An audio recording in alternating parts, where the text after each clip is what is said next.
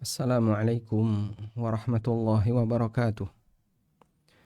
Alhamdulillah wassalatu wassalamu ala Rasulillah wa ala alihi wa sahbihi wa mawalah. Wa ashhadu an la ilaha illallah wahdahu la syarikalah. Wa ashhadu anna Muhammadan abduhu wa rasuluh sallallahu alaihi wa ala alihi wa sahbihi wa man tabi'ahum bi ihsanin ila yaumiddin. Alhamdulillah, puji syukur kita haturkan kehadirat Allah Azza wa Jalla di kesempatan sore hari ini. Kembali kita melanjutkan kajian rutin dengan membaca buku Manhajus Salikin karya Syekh Abdurrahman bin Nasir As-Sa'di rahimahullah. Dan kajian ini merupakan kerjasama keluarga besar Ertos dengan ANB Channel. Dan kita masih membahas tentang bab Nawaqidul Wudu, bab tentang masalah pembatal-pembatal wudu. Sebagaimana biasa, insya Allah kita akan membaca terlebih dahulu keterangan yang disampaikan oleh penulis dalam kitab Manhajus Salikin, dan insya Allah nanti kita berikan sedikit tambahan dengan mengutip dari keterangan yang lain.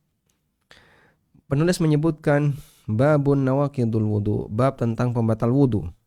Wahia al-kharij minas sabilain, yang keluar dari dua jalan. Yang dimaksud adalah dubur dan kubul, mutlaqan, secara mutlak. Kemudian yang kedua, ya ngejam.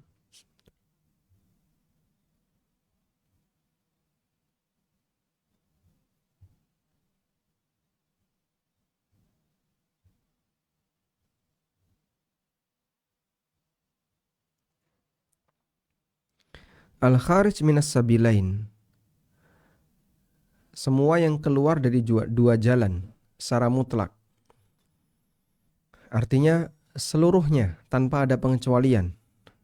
Yang kedua, ad-dam al-kathir wa nahwuhu, darah yang jumlahnya banyak atau semacam darah berarti nanah atau yang sejenisnya, yang keluar dalam jumlah banyak. Kemudian wazawalul aqli binaumin wa ghairihi, atau hilangnya akal dengan sebab tidur atau yang lainnya.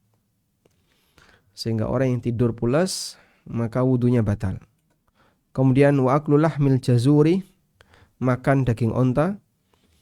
Yang kelima, wa massul mar'ati bisyahwatin, menyentuh wanita dengan syahwat. Yang keenam, wa massul farji, menyentuh kemaluan. Yang ketujuh, wa taghsilul mayyit, memandikan jenazah. Wa taghsilul mayyit, memandikan jenazah.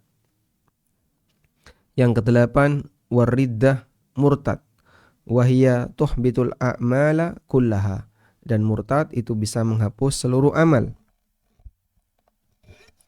Liqaulihi ta'ala, berdasarkan firman Allah Ta'ala, au jaa ahadun minkum minal ghaiti aw lamastumun nisa. Di antara pembatal wudu adalah ketika salah seorang di antara kalian baru saja keluar dari toilet atau menyentuh wanita. Wa su'ilan nabiyyu sallallahu alaihi wasallam ana tawadda'u min luhumil ibil, apakah kita perlu berwudu disebabkan karena mengkonsumsi daging onta? Faqala, kemudian beliau mengatakan na'am, iya. Hadis riwayat Muslim. Wa qala fil khuffain, dan Nabi sallallahu alaihi wasallam bersabda untuk al-khuf, yaitu mengusap sepatu, walakin min ghaitin wa baulin wa naumin. Di antara yang bisa membatalkan wudu adalah buang air besar, kencing, dan tidur. Rawahun Nasa'i wa Tirmidzi wa sahahahu, diriwayatkan oleh An-Nasa'i, Tirmidzi, dan beliau sahihkan di sini. Baik, 8 ini yang disebutkan dalam kitab Manhajus Salikin, dan ini yang mewakili mazhab Hambali. Sekarang coba kita lihat beberapa catatan yang disebutkan dalam footnote. Beliau menyebutkan tentang yang pertama mengenai keluarnya darah dalam jumlah banyak. Di footnote dinyatakan, rajjaha syaikhu rahimahullah anna ad-dama wal qai'a wa nahwahuma la yanqudul wudu.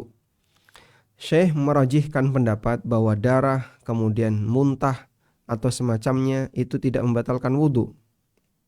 baik sedikit maupun banyak. Li'annahu lam yarid dalilun bayyinun ala naqdil wudu'i biha. Karena tidak terdapat dalil yang tegas yang menyebutkan bahwa itu adalah pembatal wudu. Wal aslu baqa'ut taharah, dan hukum asalnya adalah baqa'ut taharah, status suci itu bertahan. Selanjutnya, berkaitan dengan makan daging onta, Syekh menyebutkan, qala Syekh was-sahih anna jami'a ajza'il ibil. Pendapat yang benar bahwa semua bagian onta, baik dagingnya, jeroannya maupun yang lainnya, naqidun, bisa membatalkan wudu.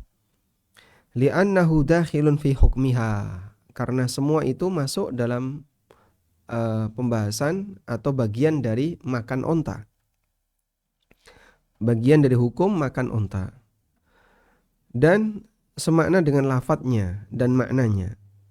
Wat tafriqu baina ajza'iha laisa lahu dalilun wala ta'lil, sehingga membeda-bedakan yang membatalkan wudu itu kalau yang dimakan dagingnya. Tapi kalau yang dimakan itu bukan daging, misalnya hati onta, paru onta, atau apalagi misalnya jeroan onta, nggak batal. Nah, pembedaan semacam ini nggak ada dalil. Waqala, dan beliau menjelaskan, kenapa hanya onta yang ketika dikonsumsi bisa batal wudu, dan ini tidak berlaku bagi binatang ternak yang lain seperti kambing, sapi, atau yang lainnya. Innal ibila ukhtussat an baqiyatil bahaim bi thalathati asya. Bahwa onta hanya satu-satunya onta yang ketika dikonsumsi bisa membatalkan wudu dan tidak berlaku bagi binatang ternak yang lain bi thalathati asya, karena 3 alasan. Yang pertama, anna lahmaha yanqudul wudu'a, daging onta bisa membatalkan wudu. Yang kedua, annahu la tasihhus shalah bi'aqtaniha, tidak sah salat di tempat yang dipakai untuk menderumnya onta. Jadi onta nanti bermain, terus ketika dia menderum, ya dia menderum di salah satu tempat tertentu, namanya aqtan. Wa huwa ma tuqimu fihi wa ta'wi ilaihi, dan tempat, yaitu tempat untuk menaruh onta, mengikat onta, dan dia istirahat di situ. Ats-tsalits annahal aslu fid diyat ala sahih, bahwa onta ini berlaku untuk pembayaran diat, tidak berlaku untuk binatang yang lain. Baik, jadi di sini penulis menyebutkan ada 3 hukum yang berlaku bagi onta yang tidak berlaku bagi binatang yang lain. Pertama, daging onta jika dikonsumsi batal wudu. Kita tulis di sini. 3 hukum khusus onta.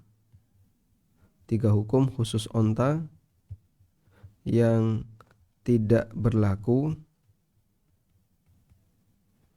untuk hewan lain.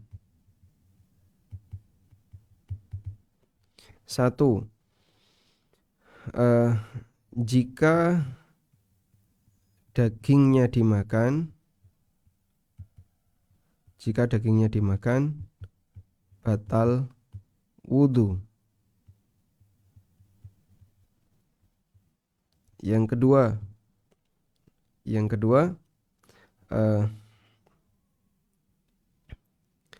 apa tadi? Batal sholat di tempat, saya tulis peristirahatan onta, di tempat peristirahatan onta.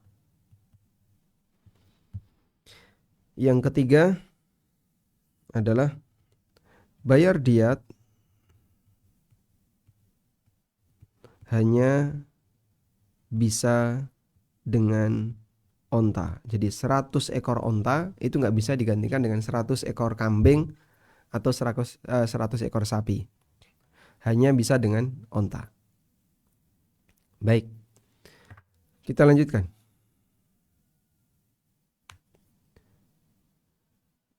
Qala Syekh, kemudian berikutnya berkaitan dengan memandikan jenazah. Wa qala Syekh Abdullah bin Aqil wa yuzadu rabi' la taghlidha bi ghairil ibil ay fid diyah. Tidak berlaku untuk selain onta fidyah dalam pembayaran diat. Kemudian pembatal wudu berikutnya adalah kata beliau wa taghsilul mayyit, memandikan jenazah. Kemudian di sini dikasih catatan wa naqdul wudu'i bi taghsilil mayyit fihi nadhar. Wudu batal gara-gara memandikan jenazah fihi nadhar, ini kurang tepat. Li'anna al-hadits al-warid, karena hadis yang menjelaskan hal itu lam yathbut, tidak sahih. Sementara apa yang diriwayatkan dari Ibnu Umar, Ibnu Abbas fi amrihima min ghusl mayyit bil wudu, di mana mereka memerintahkan bagi orang yang memandikan jenazah untuk wudu, la yata'ayyan hamluhu 'alal wujub, tidaklah menunjukkan maknanya adalah wajib. Wala yuzilul aslas tsabit, dan tidak bisa menghilangkan satu kaidah dasar, baqa'u taharatil ghasil, bahwa status suci orang yang memandikan jenazah itu bertahan. Haitsu lam yahsul lahu naqidun, karena tidak ada pembatal di sana. Wallahu alam.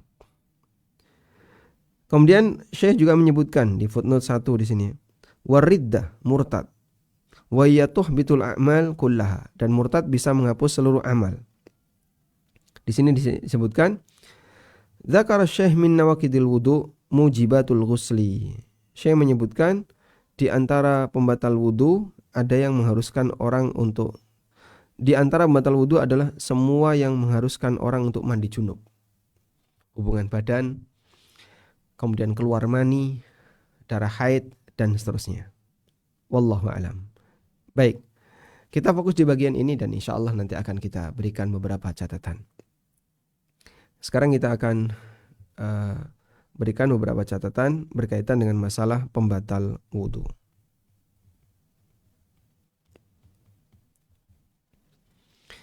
Bagian dari kaidah bahwa sholat batal belum tentu membatalkan wudu. Belum tentu membatalkan wudu. Tapi jika wudu batal sudah barang tentu membatalkan sholat, maka akan membatalkan sholat. Sehingga semua pembatal wudu adalah pembatal sholat, tapi tidak semua pembatal sholat adalah pembatal wudu. Baik. Kemudian yang kedua, pembatal wudu harus ada dalil. Pembatal wudu harus berdasar dalil.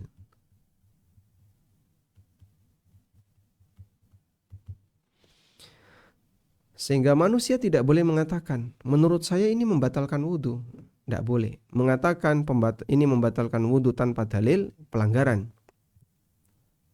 Karena disebut pembatal wudu, di situ harus berdasarkan dalil. Sebab hukum asal perbuatan itu tidak membatalkan wudu. Karena hukum asal perbuatan itu tidak membatalkan wudu.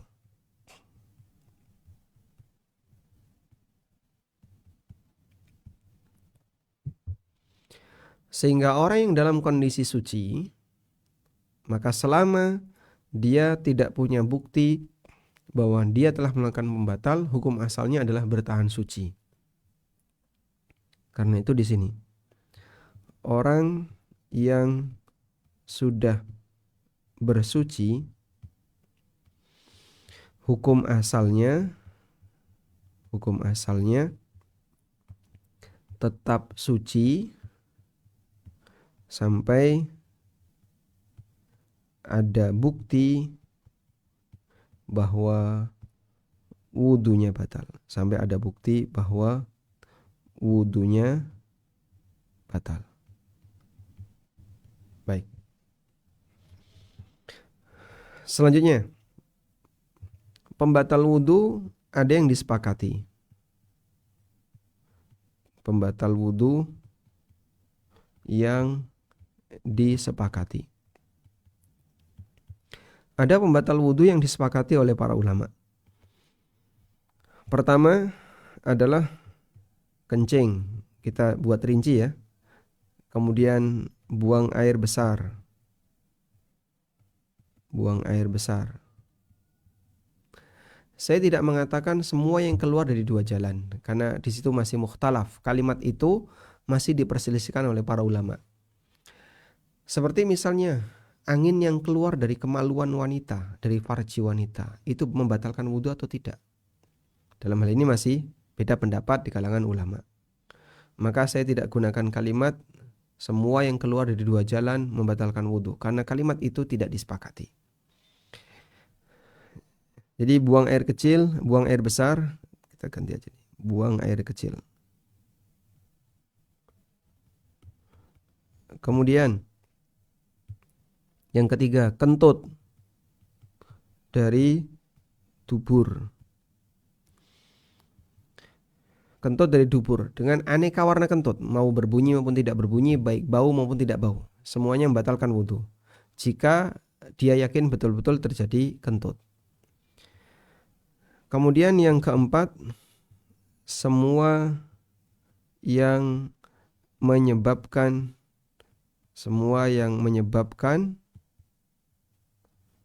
wajib mandi. Semua yang menyebabkan wajib mandi, misalnya haid. Nanti ketika suci, wanita haid wajib mandi. Apalagi nifas, sama. Ketika suci nanti wajib mandi. Hubungan badan. Kemudian keluar mani. Ini semuanya wajib untuk mandi. Baik. Dan jika itu terjadi, maka dia sekaligus membatalkan wudu. Kemudian yang kelima adalah keluar madhi. Sebagaimana yang pernah dinyatakan oleh Nabi SAW kepada Ali bin Abi Thalib radhiyallahu anhu. Coba kita lihat keterangan yang disampaikan oleh Ali bin Abi Thalib. Kata Ali, kuntu rajulan madza'an fasa'altun nabiyya sallallahu alaihi wasallam. Di sini ya, hadisnya riwayat Muslim.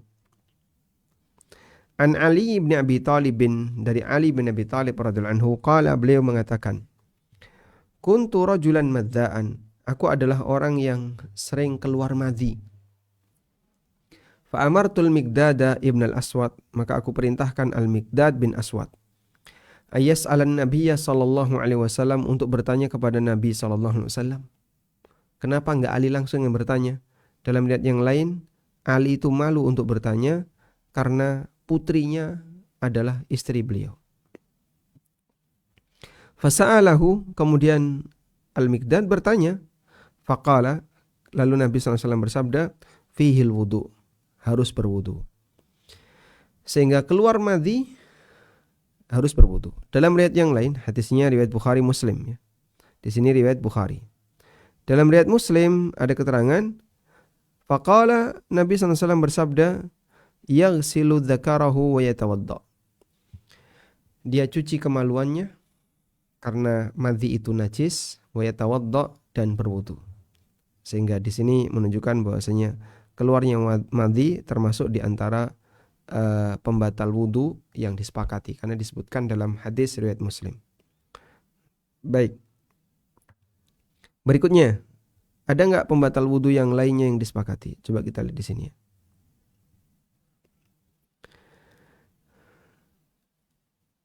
Berikutnya tentang menyentuh kemaluan. Apakah ini termasuk disepakati? Ulama beda pendapat. Ada yang mengatakan itu membatalkan wudu dan ada yang mengatakan tidak membatalkan wudu. Baik. Demikian pula yang lainnya. Jadi di sini ada yang mukhtalaf. Sekarang kita tulis yang diperselisihkan oleh ulama. Pembatal wudu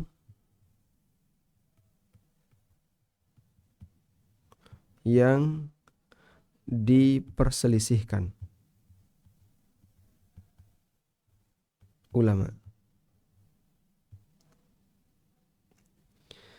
Yang pertama, di antara pembatal wudu yang diperselisihkan oleh para ulama adalah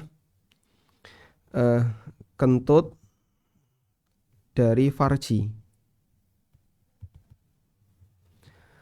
Apakah kentut dari farji termasuk di antara membatalkan wudu? Ada khilaf di antara para ulama. Coba kita baca di sini.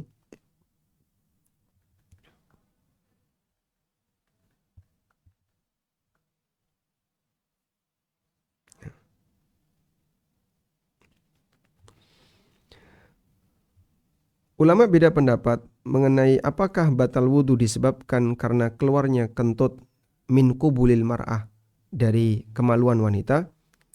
Ala qaulain, ada dua pendapat di sana. Al-qaul awal, pendapat yang pertama, yang qudul wudu itu bisa membatalkan wudu. Dan ini merupakan pendapat mazhab Syafi'iyah dan Hambali. An-Nawawi mengatakan al-kharij min qubulir rajuli awil mar'ah au duburihima yang qudul wudu. Semua yang keluar dari jalan depan laki dan wanita atau yang keluar dari tuburnya bisa membatalkan wudu. Baik bentuknya kotoran, kencing, angin, cacing, darah, nanah maupun yang lainnya, termasuk kerikil. Sehingga orang misalnya nelan kerikil atau nelan kelereng kemudian keluar dari tubur, maka statusnya batal wudu menurut Syafi'iyah. Wa qala Ibnu Qudamah, kata Ibnu Qudamah, Saleh menukil dari ayahnya, yaitu Imam Ahmad, mengenai wanita yang keluar angin dari kemaluannya.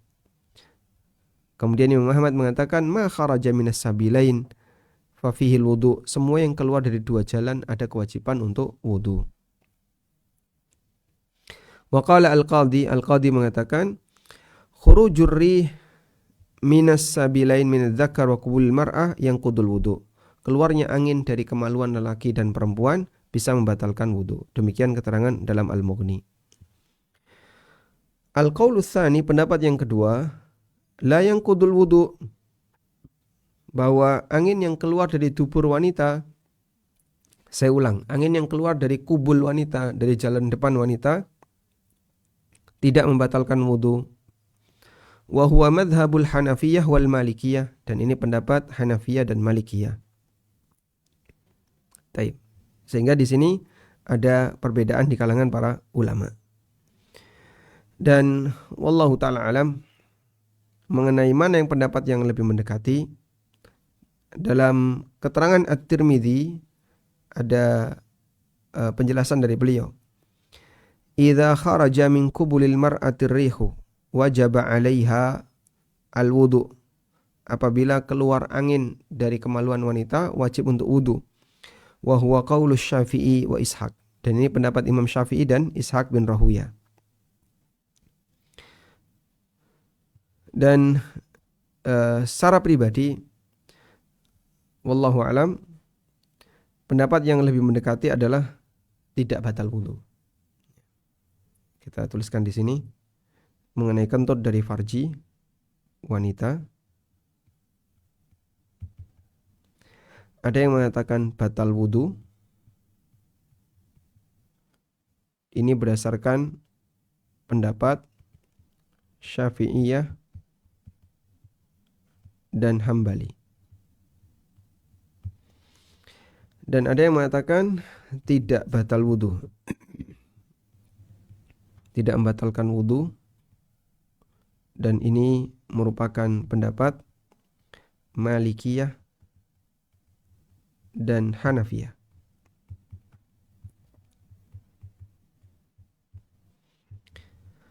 Dan wallahu alam, pendapat yang lebih mendekati dalam hal ini adalah bahwa keluar angin dari farji tidak batal wudu secara pribadi ya. Kenapa memilih tidak batal wudu karena suasana dubur dan kubul itu berbeda. Bedanya di mana? Kalau dubur orang bisa mengendalikan, sehingga misalnya orang mau kentut di dubur, ditahan bisa nggak? Bisa. Ketika dia bisa ditahan, berarti dia dalam kondisi dan kontrol manusia, dalam kontrol manusia. Berarti dia dalam kontrol manusia, sehingga bisa ditahan, bisa ditekan, bisa dihilangkan. Beda dengan dubur. Sebagian wanita mengalami kentut dari beda dengan kubul, beda dengan farji. Sebagian wanita mengalami kentut dari farji itu nggak bisa dikendalikan. Gerak rukuk, gerak sujud, gerakan duduk kadang menyebabkan keluar angin karena pengaruh dari rahim. Dan itu tidak bisa dikendalikan. Ada orang yang mengalami kelainan ketika tuburnya sudah tidak bisa berfungsi dengan maksimal sehingga dia ngentut karena nggak bisa kontrol. Tapi itu sifatnya penyakit.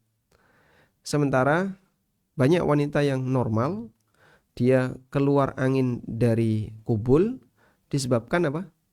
Karena dia kondisi rahim yang kadang ada anginnya kemudian keluar. Baik, dan itu di luar kendalinya. Ini yang pertama, pembatal wudhu yang diperselisihkan oleh para ulama. Kemudian yang kedua, mengenai menyentuh wanita. Menyentuh wanita yang bukan mahram.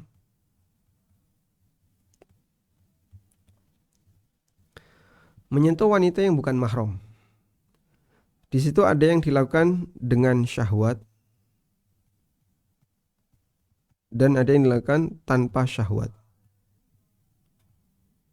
Ada yang dilakukan dengan syahwat dan ada yang dilakukan tanpa syahwat. Sekarang kita coba lihat.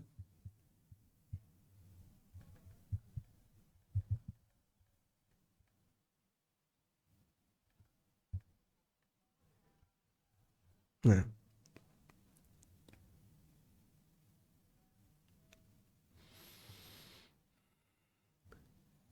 berikut ini keterangan mengenai hukum menyentuh wanita tanpa syahwat.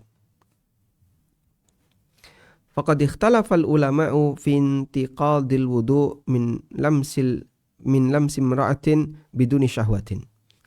Ulama beda pendapat mengenai status batalnya wudu disebabkan menyentuh wanita tanpa syahwat.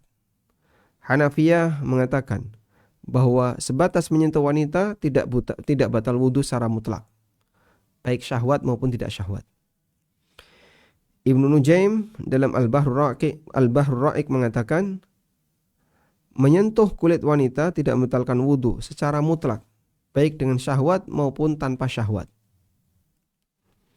Wa dhahabal Malikiyah, sementara Malikiyah mengatakan bahwa menyentuh bisa membatalkan wudu dengan syarat yang seperti disebutkan oleh Syekh Ulaish dalam kitabnya Minahul Jalil. Kesimpulannya adalah menyentuh wanita yang sudah baligh, yataladzu bimithlihi adatan, di mana orang itu bisa merasakan nikmat secara umum. Dzakaran kana au untha, baik laki maupun perempuan, la yang qudul wudu'a, tidak batal wudu, illa idza qasada at-taladzud bilamsihi wa illam yajid ladzatan inda lamsihi. Kecuali jika diniatkan dalam rangka untuk menikmati sentuhan, walaupun bisa jadi dia tidak merasakan kenikmatan itu. Wa kadza yanqudu idza wajada ladzatan inda lamsihi, demikian pula membatalkan kalau dia mendapatkan kelezatan ketika menyentuh. Walau lam yaqsid at-taladzud bilamsihi, walaupun tidak ada niat untuk menikmatinya. Fa illam yaqsid walam tahsul lahu ladzah falat naqadha, jika tidak ada maksud untuk menikmati sentuhan dan tidak merasakan kenikmatan sentuhan, maka tidak batal wudu. Nah, ini kaidah Malikiyah. Baik, coba kita tulis di sini. Menyentuh wanita yang bukan mahram ada yang dengan syahwat dan tanpa syahwat. Kita kasih tanda A dan B. Pendapat yang pertama atau pendapat A, bahwa A dan B tidak batal wudu. Ini pendapat Hanafiyah. Pendapat Hanafiyah. Selanjutnya pendapat yang kedua. Menyentuh batal wudu jika memenuhi 2 syarat. Kita tulis di sini. Menyentuh lawan jenis batal wudu. Menyentuh wanita bisa batal wudu dengan 2 syarat.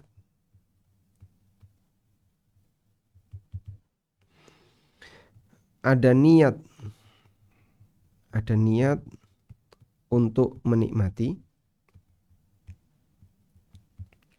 Yang kedua, mendapatkan kenikmatan.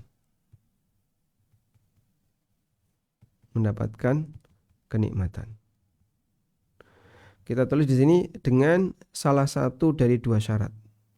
Dengan salah satu dari 2 syarat. Ada niat untuk menikmati dan yang kedua mendapatkan kenikmatan. Udah?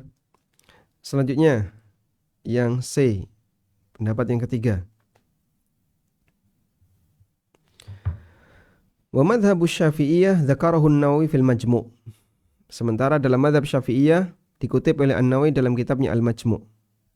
Beliau mengatakan, apabila kulit laki dan perempuan bersentuhan ajnabiyah dan mereka bukan mahram, tashtahi, kemudian ada nafsu di situ, intaqadha wudu al-lamis minhuma, maka dua-duanya batal wudu. Baik yang menyentuh itu laki maupun perempuan. Baik nyentuhnya dengan syahwat atau tidak syahwat.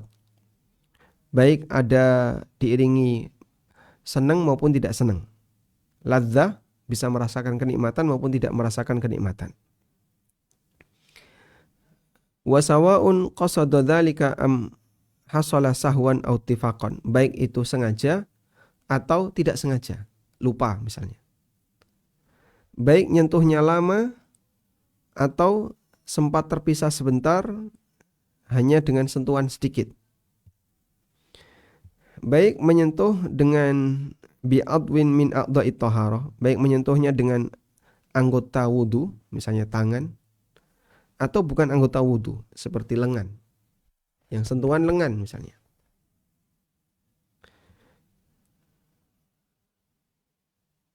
Baik yang disentuh itu orangnya sehat atau sakit.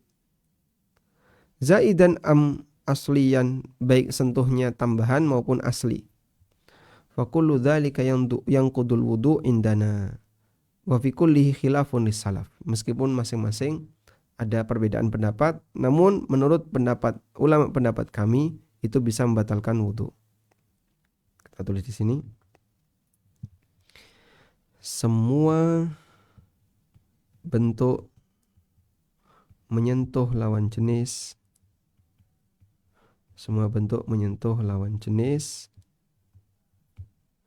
bisa batal wudu.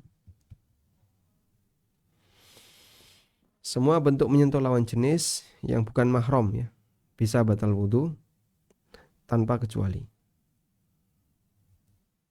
Lawan jenis yang bukan mahram. Baik. Tadi sebagaimana keterangan An-Nawawi. Rajulun wa mra'atun ajnabiyyah. Tashtahi, yang ya dua-duanya punya selera untuk saling menyentuh. Artinya dalam kondisi normal. Dengan semua kondisi, baik diniatkan maupun tidak diniatkan, baik yang disentuh itu tangan ataupun lengan atau yang lainnya, dalam mazhab Syafi'iyah semuanya bisa membatalkan wudu. Sekarang kita beralih ke mazhab Hambali. Menyentuh yang bukan mahram dalam mazhab Hambali. Sedangkan untuk mazhab Hambali, bahwa menyentuh bisa fala yang kudu indahum wudu'ul lamis. Orang yang menyentuh tidak batal wudu illa bisyartain, kecuali dua keadaan. Yang pertama adalah yakunu bila hail, tanpa ada pelapis, wa ayyakuna bisyahwatin, dan dilakukan dengan syahwat. Di sini sentuhan dengan lawan jenis bisa batal wudu jika tanpa pelapis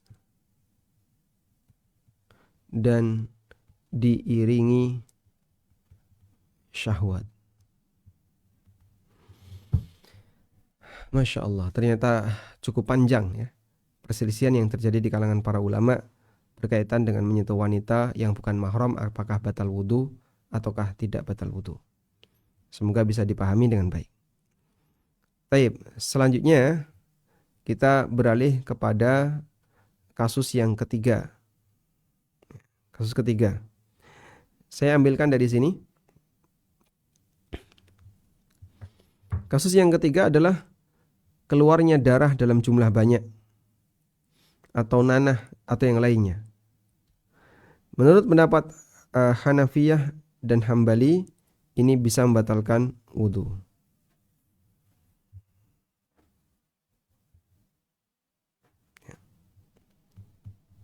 Keluar darah dalam jumlah banyak. Pendapat pertama mengatakan batal wudu. Ini adalah pendapat Hanafiyah dan Hambali.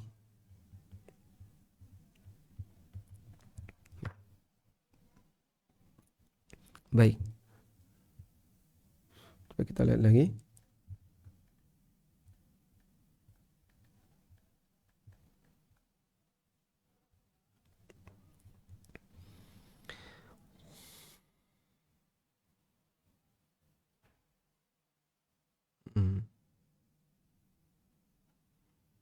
Inda Asy-Syafi'iyah.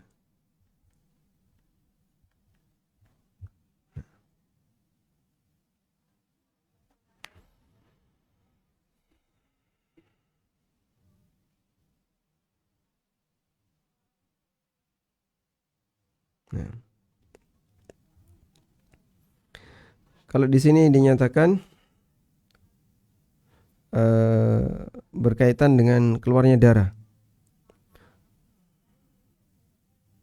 Khurujun najasah minal badani laha thalathatu ahwal. Keluarnya najis dari badan ada 3 keadaan. Yang pertama, antakuna baulan au ghaitan wa kharajat min makhrajil mu'tad. Yang pertama adalah kencing atau buang atau kotoran dan keluar dari posisinya. Fahadha nakidun lil wudu, maka ini bisa membatalkan wudu dengan dalil Al-Qur'an, hadis dan ijma' ulama. Selanjutnya, yang kedua, antakuna baulan au ghaitan wa kharajat min ghairi makhraj al-mu'tad. Bentuknya kotoran atau kencing tapi keluar dari tempat keluar yang tidak normal. Misalnya keluar kotoran dari mulut. Ya. Atau ada orang yang dioperasi lalu keluar kotoran dari perut. Fahadha nakinun lil wudu, ini juga membatalkan wudu. Li'annal adillata as-sabiqah tadullu ala naqdil wudu bi khurujil baul wal ghaid. Karena dalil-dalil di atas menunjukkan bahwa semua yang keluar bentuknya kencing dan kotoran bisa membatalkan wudu. Yang ketiga,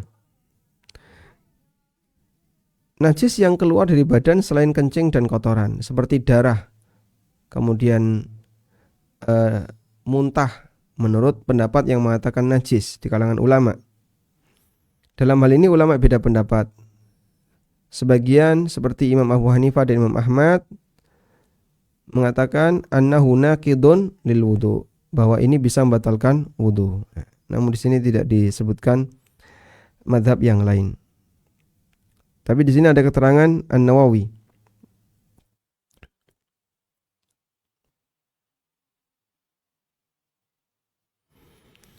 Wa ahsanu ma'atakiduhu, dan yang aku yakini paling tepat adalah dalam masalah ini hukum asalnya tidak membatalkan wudu sampai ada keterangan dari syariat. Walam yathbut, dan tidak ada keterangan tentang itu.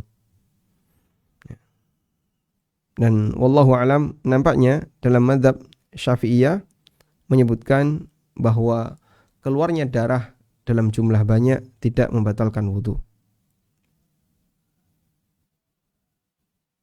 Kita tulis di sini. Yang kedua, tidak batal wudu. Dan ini pendapat Syafi'iyah. Dari keterangan yang tadi kita baca tidak menyebutkan mengenai pendapat Malikiyah. Wallahu a'lam. Baik, ini sekilas ya dari apa yang bisa kita utarakan berkaitan dengan masalah pembatal-pembatal wudu. Yang di situ ada bagian yang disepakati dan ada bagian yang diperselisihkan oleh para ulama. Kita mengenal dalam rangka untuk bisa mendudukkan posisi dengan baik ketika terjadi misalnya masalah dalam kehidupan kita sehari-hari, apakah ini batal wudu ataukah tidak. Dan kaidah yang tadi kita berikan bahwa untuk bisa disebut sebagai batal wudu harus ada dalilnya. Tanpa dalil tidak boleh, karena pembatal wudu itu harus berdasarkan keterangan dari syariat. Demikian yang bisa kita sampaikan sebagai pengantar, semoga bermanfaat. Wassallallahu ala nabiyyina Muhammadin wa ala alihi wa sahbihi wasallam. Dan selanjutnya kami berikan kesempatan diskusi terbatas bagi teman-teman yang tergabung di Zoom atau yang ingin menyampaikan pertanyaan melalui kolom chat di YouTube. Kami persilahkan dan insya Allah nanti akan dibacakan oleh kru ANB. Baik.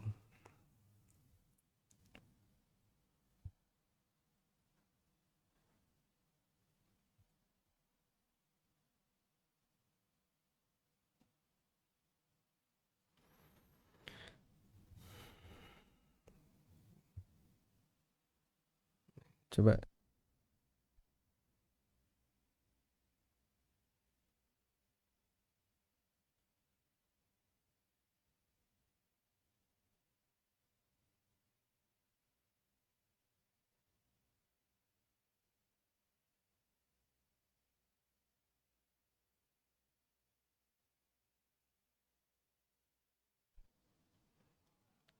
Baik, sekiranya tidak ada, saya coba bacakan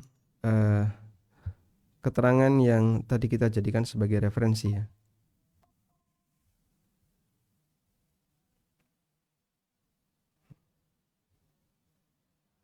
Ya.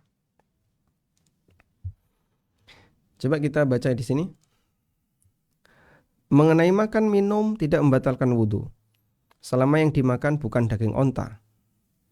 Karena pembatal wudu itu terbatas pada 8 hal bil istiqra' berdasarkan kajian, sebagian disepakati dan sebagian diperselisihkan ulama sebagai berikut rinciannya. Yang pertama adalah yang keluar dari 2 jalan, baik sedikit maupun banyak, baik suci maupun najis. Suci itu contohnya tadi, kelereng misalnya. Kelereng yang keluar dari dubur itu suci, sehingga cukup dicuci, kelerengnya jadi suci. Dan di sini ada perbedaan pendapat di kalangan ulama mengenai rincian mana yang bisa batal dan yang tidak batal. Kalau bentuknya kentut, kemudian air kencing dan kotoran manusia, semuanya bisa membatalkan wudu. Tapi kalau selain ini apakah batal? Ulama beda pendapat. Selanjutnya, keluar darah dalam jumlah banyak atau nanah atau muntah dalam jumlah banyak. Menurut Hanafiyah dan Hambali batal wudu. Meskipun pendapat sebagian ulama tidak batal wudu. Sehingga apakah mimisan batal wudu? Pendapat yang lebih kuat tidak batal wudu. Berikutnya, zawalul akli bijununin, hilangnya akal karena gila. Au taghtiyatuhu bisakrin, atau hilangnya akal karena mabuk, atau pingsan atau tidur. Dalam mazhab Hambali ini batal wudu. Berdasarkan sabda Nabi SAW, al-ainu wika usah, mata itu sumbatnya dubur. Faman nama falyatawaddo. Siapa yang tidur maka dia harus berwudu. Hadis riwayat Ahmad, Ibnu Majah dengan sanad yang hasan. Hanya saja untuk tidur yang yasiron urfan, tidur yang sebentar, ya, atau tidur yang tidak nyenyak, min jalisin, sementara posisinya dalam posisi duduk atau posisi berdiri, fala yang kudu hina idzin, statusnya tidak membatalkan wudu. Berdasarkan hadis Anas, karena ashabu Rasulillah sallallahu alaihi wasallam yanamun, dulu para sahabat mereka tidur, thumma yusallun, kemudian mereka salat, wala yatawaddaun, dan mereka tidak wudu. Rawahu Muslim, hadis riwayat Muslim.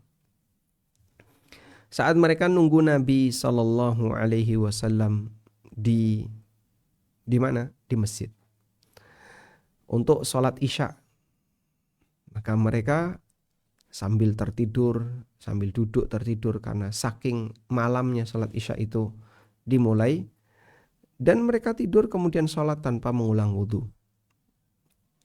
Wal maksud, intinya di sini adalah annahum yanamuna julusan, mereka tidur dalam posisi duduk menunggu sholat, sebagaimana ditegaskan dalam banyak riwayat dari hadis tersebut.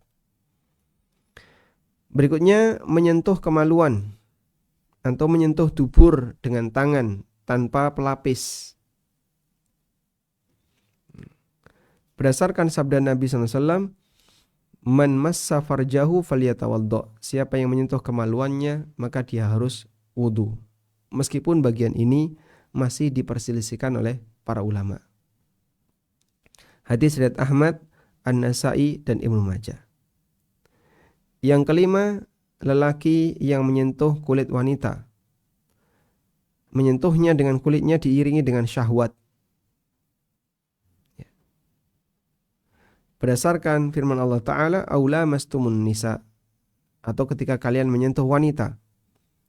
Wal adhar, dan pendapat yang lebih kuat adalah tidak batal wudu, karena yang dimaksud menyentuh di sini adalah jima. Jadi ulama beda pendapat, tadi sudah kita sebutkan ya. Hanafiyah mutlak nggak batal, Malikiyah batal jika terjadi salah satu dari dua syarat, ada maksud untuk menikmati, dan yang kedua mendapatkan kenikmatan.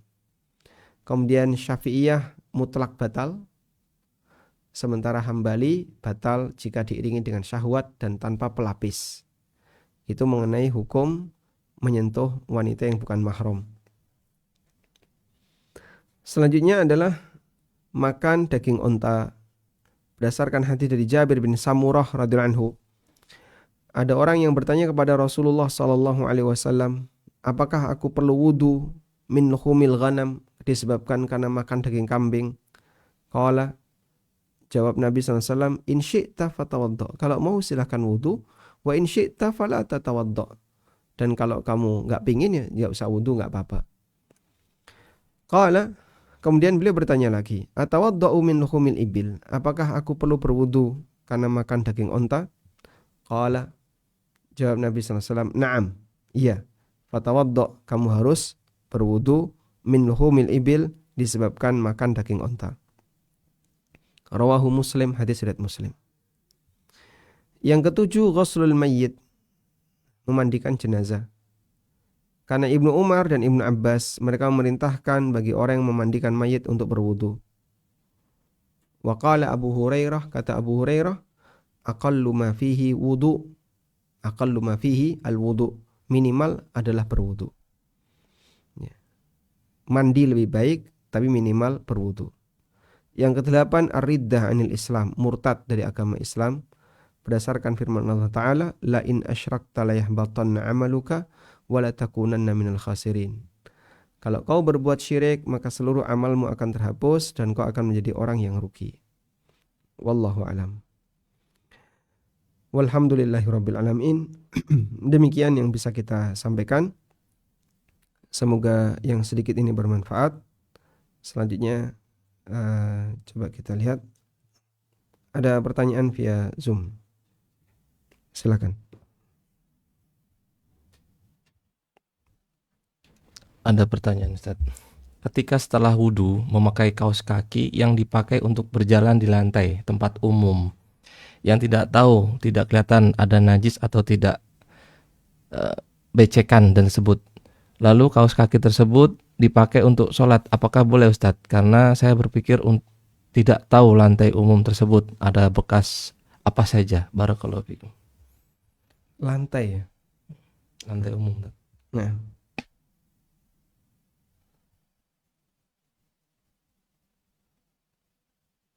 baik.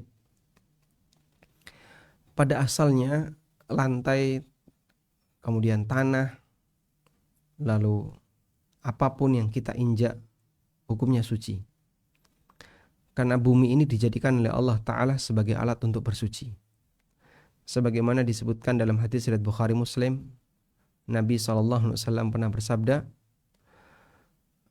"Wa ju'ilat al-ardu masjidan wa tahura." Dan bumi ini dijadikan untukku, bisa dipakai untuk sholat, wa tahuran, dan bisa dipakai sebagai alat untuk bersuci. Karena itu, mengingat bumi adalah alat untuk bersuci, maka pada asalnya bumi itu suci. Sehingga Anda berjalan dimanapun pada asalnya suci.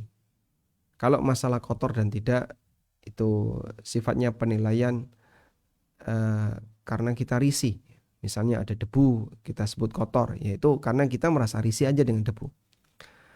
Sebagaimana misalnya ada air kita sebut kotor, padahal air itu suci.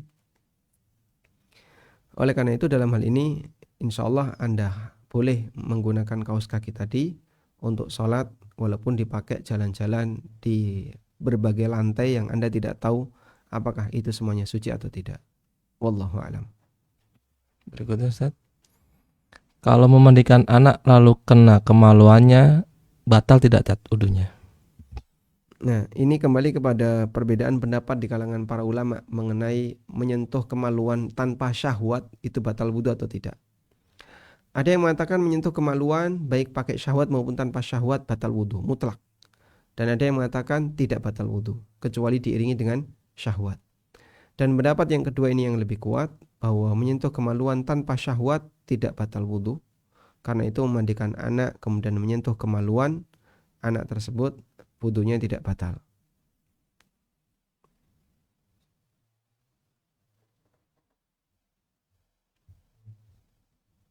Nah.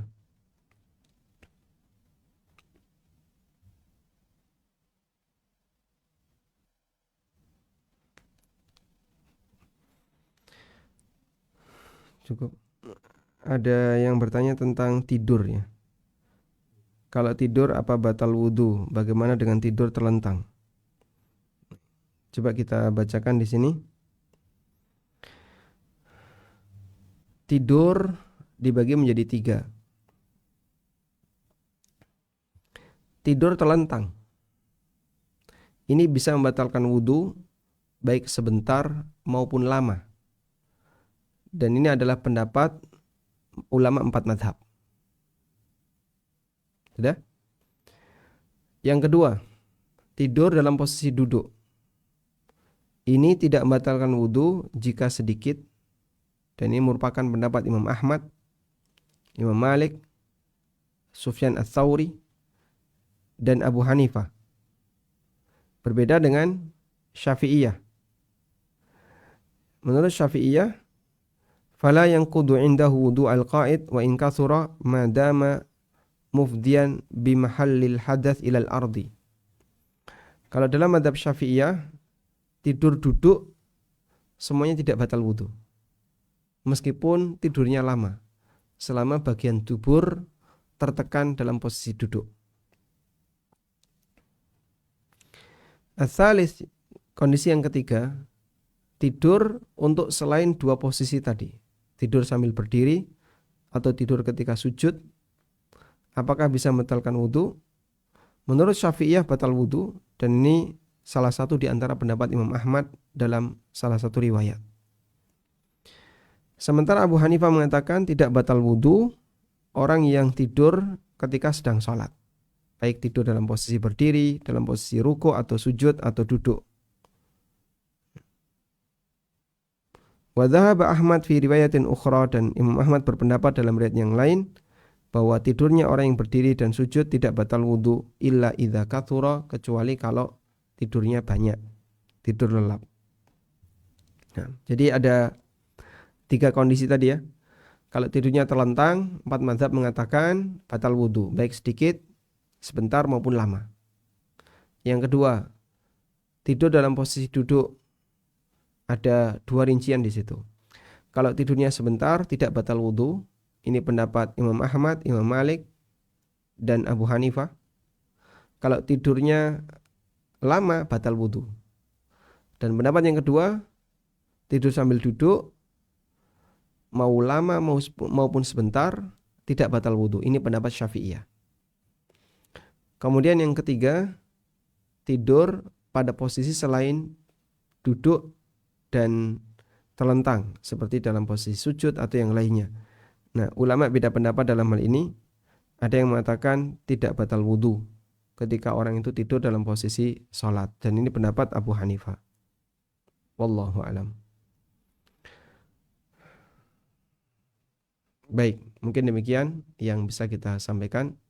Semoga apa yang kita bahas ini bermanfaat. Wassallallahu ala nabiyyina Muhammadin wa ala alihi wa sahbihi wa sallam. Wa akhiru da'wana anil hamdulillahi rabbil alamin. Wassalamualaikum warahmatullahi wabarakatuh.